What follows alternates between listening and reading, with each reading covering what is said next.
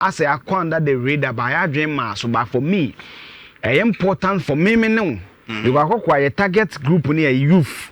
Oko university obeso ko ne masters ne ade akwa wotie me so sama mfoforo akokwa betwa wo se me ko school betimi aboa me scholarship nsem me miensa ene da me so ok university enya asem ketu betimi jai akokwa pressure wo mu enti ade a ase esiye no I was surprised I say akwa under the radar I adwen ma so bakokwa in the NDC manifesto for 2024 election no Page 97, almost say Bobby Oho, almost say creating a new scholarship regime. Right. Or say the next NDC government will introduce legislation to usher in a new era of government scholarship administration, which will one prohibit the award of scholarship to government officials and politically exposed persons. Yeah, mass scholarship ma abain fo ni bankwa. Any omo yere no omo kunum ye politicians. Two, streamline and realign scholarships across multiple sectors to do away with the current uncoordinated regime. But get fund the yen GMPC yen Ghana Scholarship Secretariat na Kwame Nkrumah by Executive Fiat in 1960 no. Yen de. Ye do mu nyina beba an umbrella be friend what Ghana Scholarship Authority. No be only friend what amalgamation and harmonization. Ye do mu nyina be bom under the Ghana Scholarship Authority. Be friend the Ghana Scholarship Ghana ye didn't be bom under the Ghana Scholarship Secretariat. Ye be friend the Ghana Scholarship Authority. Sure. Or say align scholarship for national development priorities. Akokwatie so there 5 in the anchor of my presentation. Your scholarship na fe ye dey man ye de beto to Ghana baby e person man ni nyinko.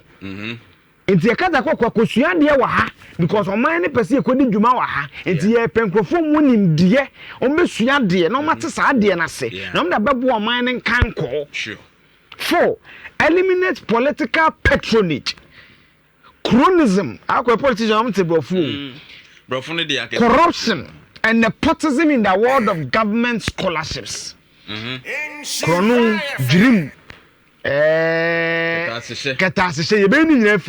Ensure that government scholarships are reserved for vulnerable and marginalized on the principle of meritocracy, equity, and inclusiveness.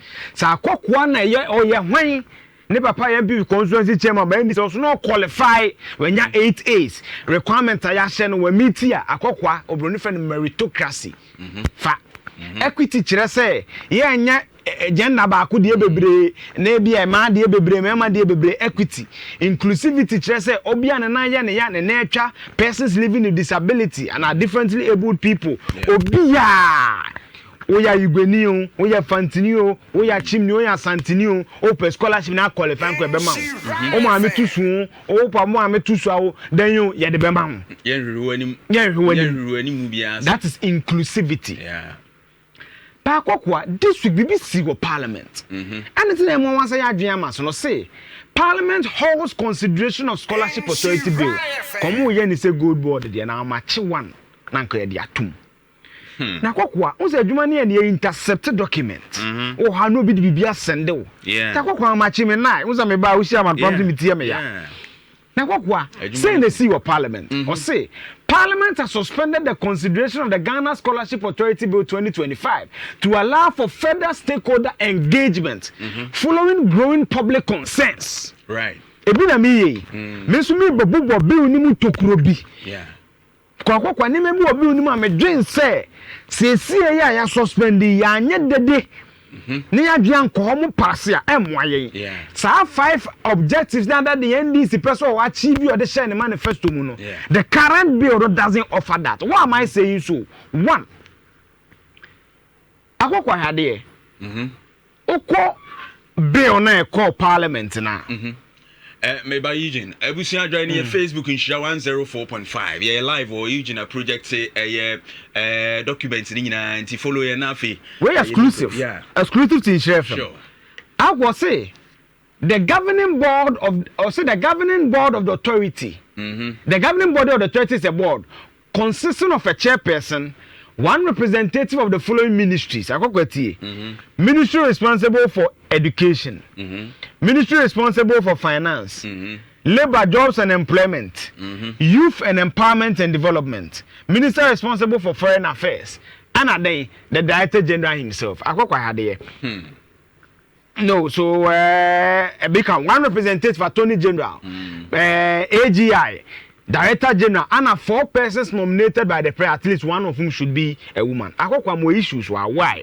My first issue is the traditional ministries we have in our country, finance, education, health, Attorney General, any trade, Ministry of Youth Empowerment, any traditional ministry. So what happens to that representation? The composition of the board, again, I AGI, Association of Ghana Industries. Nooks can also make a point and say that why is Nooks not on the board? It's for Ghana students. Scholarships. Okay. Now, what board representation got an issue? No, what the functions of the board now? Or say, review and consider applications for government scholarship. When did it become the responsibility of a board to do this? Review and consider. Wow. The board, also the corporate structure of Ghana, the board is supposed to rather serve as a checker on the management. Commissioner, commissioners. But when it comes to the Public Services Commissioner, this is their manual. Corporate Governance Manual for Governing Boards, Councils of the Ghana Public Services. Or say, duties of a board, keep themselves abreast of organizational business, ensure good corporate governance. So the board will be there. Then the management will be doing the day-to-day administration of the authority. Whilst the board serves as a check on the management.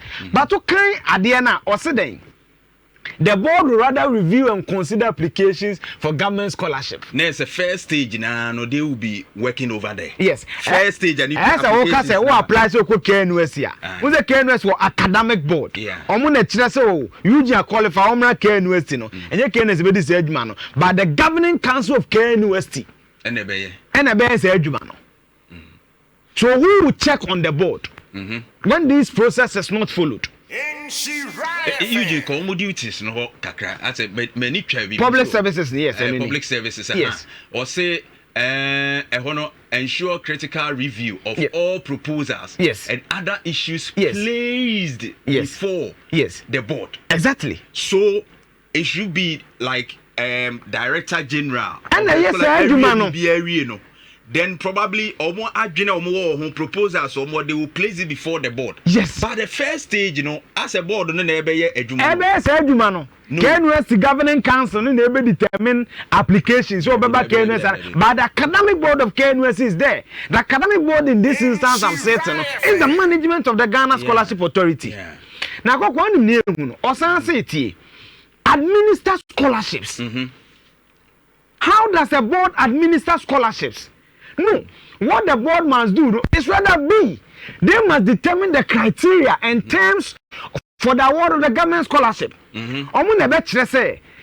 Together with a technical committee, which is missing in this bill. No bill, exclusive to Israel and bill in it. Technical committee, important.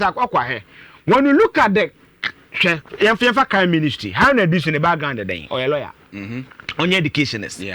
To forcing finance on your educationist. Labor, I think jobs labor purple. Rashid purple on your educationist, as far as I know. Opariado or a lawyer on your educationist. I could have tablaca. One way a deputy education to make a semblance of that. Attorney General or a lawyer. AGI Nino or industry on your educationist, the Director General or a political appointee mostly on your educationist, 4 persons nominated by maybe on your educationist. So rather, there should be a technical technical committee included in this bill who will sit with the board, determine the criteria na said director general no they must scholarship never do so together with the national development planning committee, because you can't read manifesto now or say scholarships no, they want to align the scholarships to what suit national development priorities. Takwa me suggestion is say you better technical committee, right, which is not in the board. Okay, my kind document in him. Now the TC, the technical committee, omubenya one, a coalition of CSOs, mumbra, Kofi Asare, in Madman Wayo Kromo, Africa Education, what's the idea? I say, oh, nim dear, it is same a coalition of CEOs, almost one repubi. Yabenya Nooks, our one repubi. Acquire masters, you are Nagra, Grassack, right? Grassack Fabenya one repubi. Ebia, you TUC, right? You were nuts. Right? You were Abia, you cannot, UTAC, right? University teachers. You were TUTAC. And it's uncrophoning now. What you say? Then they are the technical committee. Then they will rather sit with the board to determine what? The qualifications and the requirement. Because the board, as the composition shows, they are not educationists. Educators are not set criteria on them or the best set criteria. Until the NSA. And education is a very technical aspect of our country, because baby send your educated o man for no omusuma ne omone ye dead was ade anim. I don't know if you get the point I'm talking about. So there need to be a technical committee. Right. So may share so from the point of the Ministry of Education. Is it that the minister and ebekwa represent or ebeye to say yebe technical people from the ministry to join? Because say most of the times technocrats they are educationists, they understand education. At this point, I'm not clear as to who one rep will say one representative of the following ministries. Not below the rank of a director. Let's assume that the person going from the Ministry of Education is a director, well versed in education. Yeah, to Abba. Look at all this composition of the board members. Empha.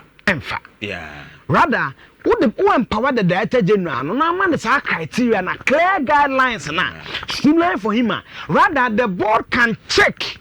Say, any technical committee na transit. Odisika was a producer. And no problem was a shakwa. Yeah, be a program say a topics. Meboa. Ana kata ye hun flyer. Ana wo ye show no. Ono kuku seku ye den 8. Enti bibi anko yi a o ma wo obekwan fa wo Bernard wo na Bernard so ayedan aba wo. That is the process. But o ka so kuku seku enye bibi a who checks so kuku seku. Next Jimmy president o. What you say? And no why then just one layer of accountability. But o empower Bernard na Bernard yes adwuma na Bernard will hold Janto accountable. Okuku seku will hold Bernard accountable. Jimmy will hold Okuku seku accountable. So more or less it's like creating a more layer of accountability. But this time around said there is more or less like nipa no ono setting the questions. And even near who say go me a powerful sin DJ. Yeah. Tomu na kwatena boardroom onom the nipa 2020 ba oda eta general na be.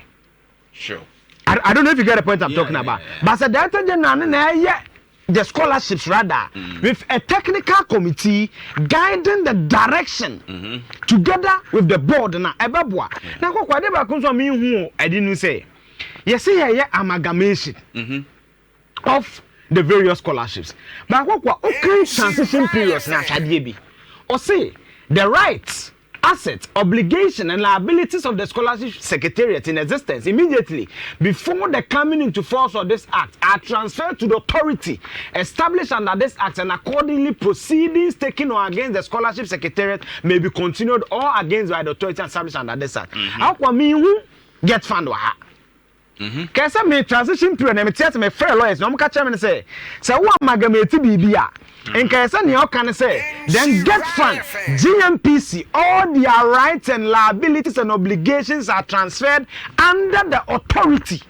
But me who I say per the language of this now I say Ghana Scholarship Authority get fund still be any wo GMPC by any way, no. Because I say the right, assets, obligations, and liabilities of the scholarship secretariat in existence immediately before the coming into force of this act are transferred to the authority It just omnyina baba be scholarship authority nase. Tie or say the right, asset, obligation, liability of the scholarship secretariat alone. But Mahama promised, they say we will bring out consolidate all scholarships. And we need it's not because I am kind of cano or say. Or say we introduce a legislation to usher a new government scholarship, which will what prohibit award of scholarship to government officials, blah blah blah. Streamline and realign scholarship across multi sectors to do away with current uncoordinated regime. So if you want to do a coordination, you need to list the agencies you are coordinating under the single umbrella of the authority. But so far, look at the scholarship secretariat in Kwan. Get from Becca say on Kahun. Because you have not transferred the assets and rights, obligation, liabilities of Get Fund under the authority. You have not transferred the rights, assets, obligation, liabilities of GMPC scholarship under the authority. It's only the secretariat. Exactly. So there's also a confusion. I go me make can. Me do say ahu prebi wom. Ahu prebi wom. I go kwa yentu ye bone yenye. Yeah. Me suggestion me say me tie Kofi Asare ni ade am expect no. The Director General should do it. Yema faculties in university for no minima the technical committee yente. Technical committee ni nya rep e wa GMPC. Akokwa nente important no. GMPC were mandate be for broni for the CSR. Akokwa me chere say oya climate says if be the 3 Ps. Profit, people and planet. You find the triple bottom line. What you say? Now GMPC as an oil company ni nim say eyi a wo di nyina no eya manfo eya dwuma ene communities na watim no right and odinya profit and just apply back to the community obroni friend CSR corporate social responsibility and say GMPC ba board no so nyente ba board no sa kokwa GMPC say year we the 5 Ghana cedi and e she Ghana scholarship authority mu ye pema e be engineering so they are on the board to ensure that their interest is what served. Get funds were so representative on the board. But as we speak, what's the composition of the board? The transition rights in the BBR. As a scholarship secretariat, you're talking about get fund. I said, Dadana. And I go come and say, Omo madem ra. Ye nye de no munye ni yi. Ebeboa yen. Ma mo friend na Eugene school fees eni ni. Because uncle we na Director General. They say scholarship secretariat na Director General. As a for Eugene, that's or yeah, oh, as a for Eugene, definitely on a baby. Oh, as a for Eugene, scholarship secretary. Yeah, pass on a baby Director General. Oh, fine. Oh, say the registrar. Oh, yes, one coincidence. Beautiful coincidence. And I got a good omo yeah. But almost streamline man. Yeah. What now say na me wo fa na obi a na ebon ko biti serious ka so bi political science Brunel University obi koye social work ka university ye bi it's a course no another aspect is a course here in Ghana ye ma Ghana universities in kire wo already creating as for Jimo as suspended sa we no beautiful sir ye the hand dey wo apply o mo mfa ma beautiful akokwa nyansa wo ye law ha near two can be covered school fees the boarding. It's a man, your school soon to be sika. Business business school. It's the kind of my fair fellow. You choose fees the moment and no munyeska, so the taxpayers man is trauma anymore. Political science, the young Koyana bridge. Say be a cocoa, special, say be a medical field, maybe a walk cardiovascular specialized course. Aha, near Mauko, and no, I will say stress technical committee near. What is a technical committee important? Technical committee, I said, dear, you can come. The Vice Chancellor's Council. It don't make us say, akwa application wa ben ye hwe no results na but legonye bi you matinye bi cameras nye bi nti board ye benya ka bia fa kra ne ko Manchester ni ewia ye mane mra Ghana no meboa unza kwakwa medical field ne de speciality bi kaka ba sociology no ade ne de you want enough expertise for Ghana math statistics actuarial science and yanya na ya na de na wo kosua no some of them who hear those studies no normally be wa would be who say your political space ni say they operate social science the context of the society ni say that but who go suya brochire society na they be manage and you see no cry affect some of our lecturers so or try the no because we suya there wa manone no we struggle to connect it don't mean connect my students in TSC because environment no go suya there very different meanwhile maybe I will study in the hand could be who certain things that will make it much clear to the student and I believe say no maybe one between us and why the conclusion of this is that let's empower the DG. Let's give the DG a technical committee together. We could suggest so Dr. Eugene is the best person who can win. Oh, David. Me dream so be kind education committee was a power for MPP. Ye benya ye fa sankofoni nya technical committee no mo nkyere. Say no mind direction go together the national development planning committee. E be this year ye ma 1,000 scholarship. Ye say ma 500 enko. Ye share Ghana han ye who engineers in the Western region. It's Western region ye ma no 50. Near the Omoko, near Bois, Educhum Coboson. So you are able to segregate it. Now, even within the question is a number from passing in. And also, I'm can say, as I didn't say, as will be interested to be it doesn't make sense. Bill, as the current state, it doesn't make sense for me. Board on the baby. Management should do that. Then the board will check on the management. Definitely. The board report to the education ministry, which is another layer. Then the president and our chief of staff. She say the end the board no come a power for indigent. Now Okra Academy says as a Fujin or Mebwa. Say how na do so near the committee boom so mo be go as a Fujin master. But as a Fujin and phone sabe.